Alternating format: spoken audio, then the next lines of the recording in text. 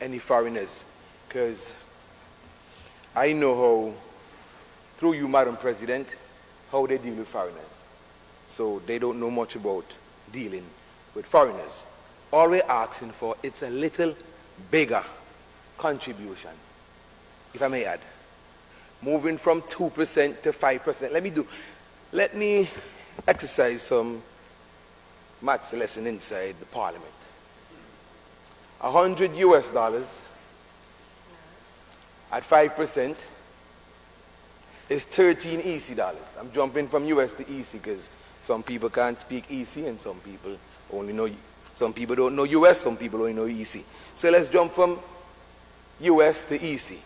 $100 is only 13 EC dollars at 5%. But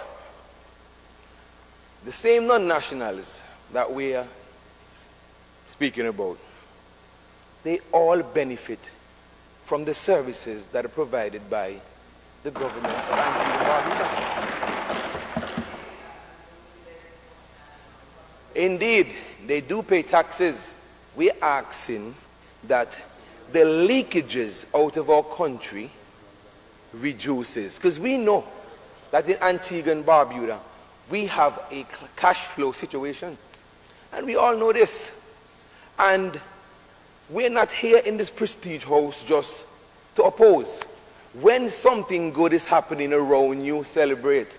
Don't come and oppose every time that something good because you're opposition. No. You're Antiguans and Barbudans. And if something good is happening in Antigua and Barbuda, to maintain stability in Antigua and Barbuda, you should be a part of it. And you should uphold it. And you should support it. You don't come in this prestige house and all the time try to oppose and oppose. No. There's time and place for everything. The good book said that. But as I was saying, these non-nationals that they're talking about, Madam President, which they know nothing about, benefit from all the services in Antigua, healthcare, schooling, public goods. How? Explain to me how the government of Antigua and Barbuda is going to meet their fiscal obligation when every time we come to this prestigious house indicating that something must be done, the opposition come with opposing force trying to prevent what should be done from happening. It can't happen, can't work. Through you, Madam President, sorry.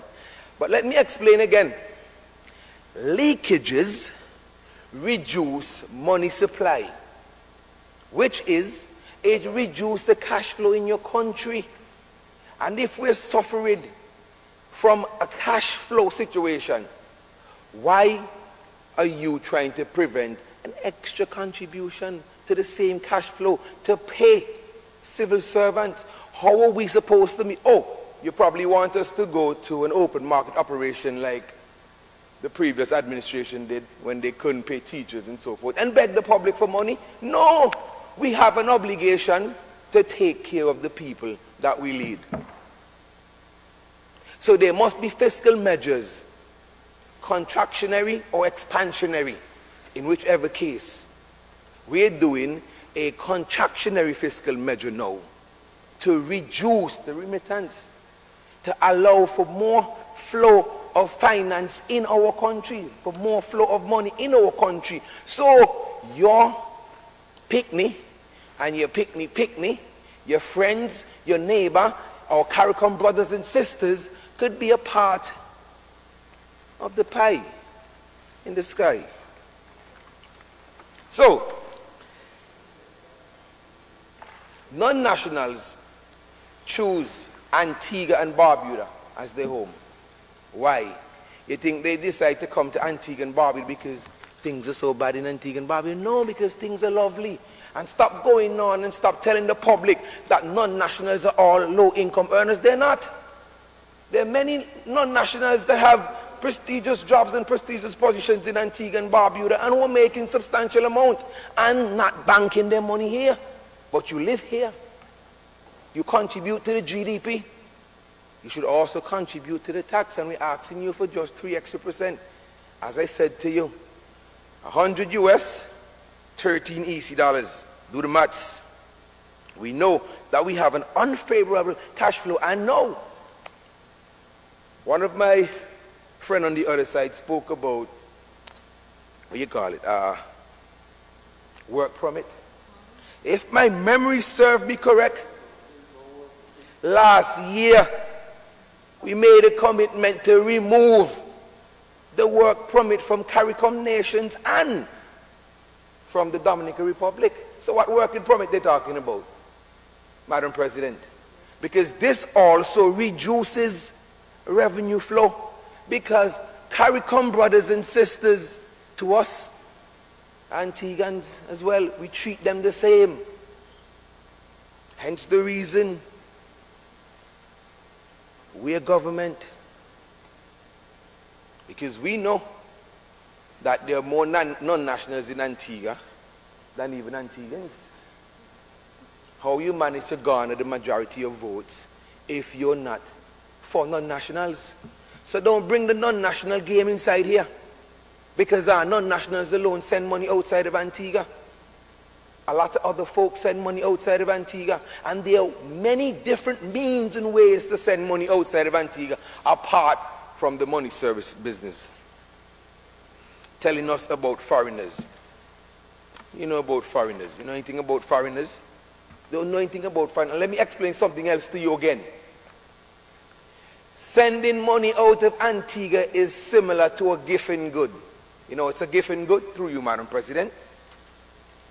A gift and good is a good that even if the price increase, we still have to consume that good.